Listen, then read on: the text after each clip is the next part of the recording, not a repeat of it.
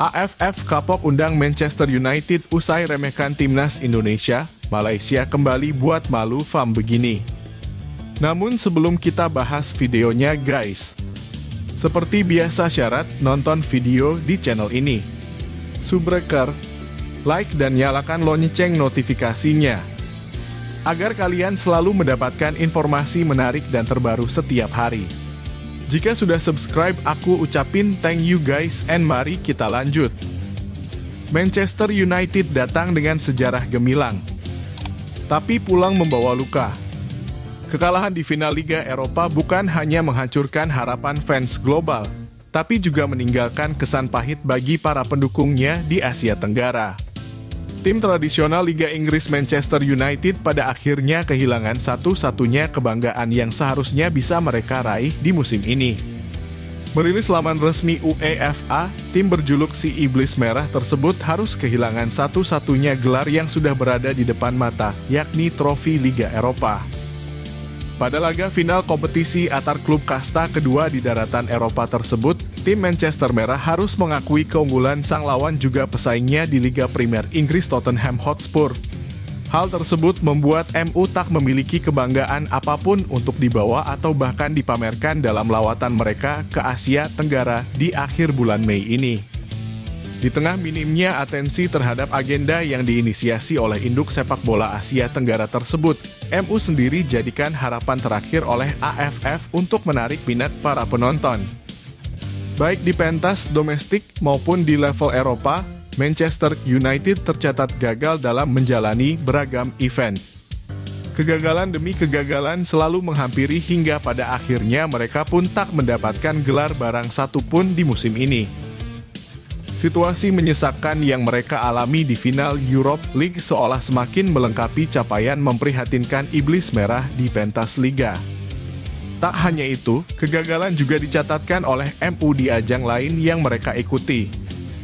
Dalam catatan laman Transformer.com, setelah kehilangan trofi Community Shield di awal musim pasca kalah adu penalti dengan tetangganya Manchester City, MU hanya mampu mencapai babak perempat final ajang EFL Cup dan kemudian hanya sampai di ronde kelima FA Cup. Dengan kegagalan-kegagalan tersebut, tentunya untuk kali ini rasanya kedatangan MU tak perlu terlalu dilukan oleh para penggemar sepak bola di kawasan Asia Tenggara.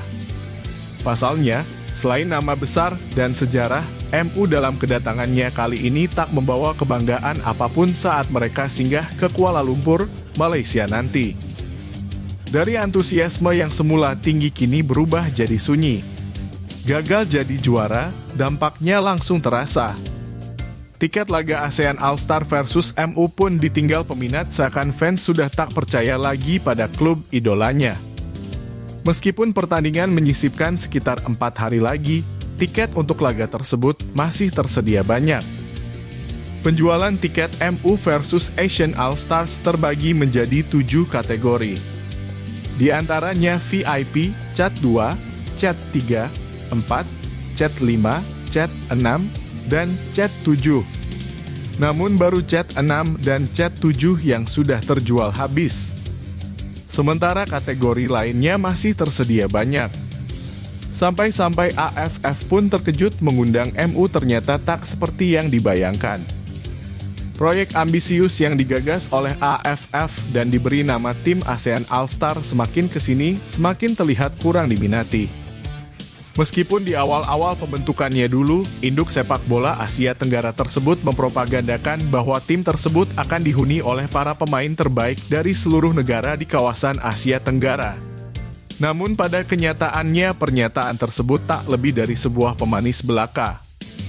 Pasalnya, jika kita melihat kondisi saat ini, para pemain yang dikirimkan oleh negara-negara anggota FF tidak semuanya berlabel bintang, bahkan di negaranya sendiri.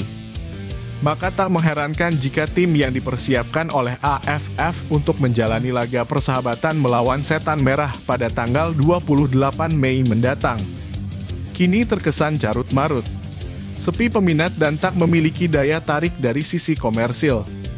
Tentunya kenyataan ini menjadi sebuah tamparan telak bagi AFF.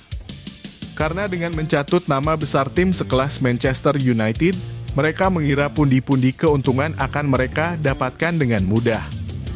Sebuah hal yang tentunya sangat berbanding terbalik dengan kenyataan di lapangan saat ini, di mana bayang-bayang kerugian sudah mulai mengintip di sudut-sudut mata dan membutuhkan solusi yang benar-benar jitu untuk bisa mencegahnya menjadi kenyataan. Dan sejatinya perayaan ambisius yang digegas oleh FF dengan membentukkan tim ASEAN All-Stars ini bukanlah kali pertama mereka jalankan. Kurang lebih 11 tahun yang lalu, tepatnya pada tahun 2014, induk sepak bola Asia Tenggara itu juga membentuk tim yang berisikan bintang-bintang terbaik dari kawasan ini. Namun yang membedakannya dengan sekarang adalah event yang digagas oleh AFF kala itu berjalan dengan sangat lancar dan dipenuhi dengan atensi para pecinta sepak bola Asia Tenggara. Dibandingkan dengan saat ini, pemain-pemain yang dikirimkan oleh negara-negara ASEAN adalah mereka yang mendapatkan label pemain terbaik di negaranya masing-masing. Dan hal inilah yang seharusnya dipahami oleh AFF. Jika mereka memang ingin membuat sebuah agenda menjadi meriah, maka kuncinya cukup mudah, yakni jadikan Indonesia sebagai senter dari agenda tersebut.